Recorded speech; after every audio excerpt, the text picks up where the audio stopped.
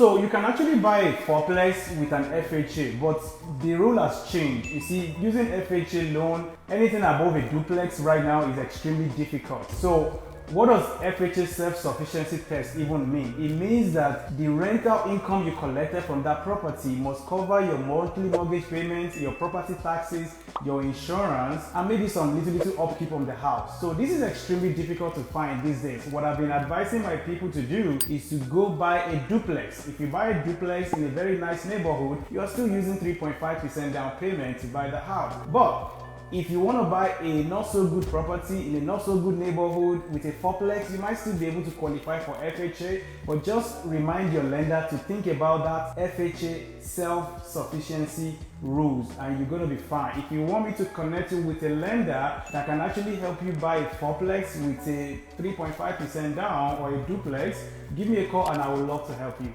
Thank you.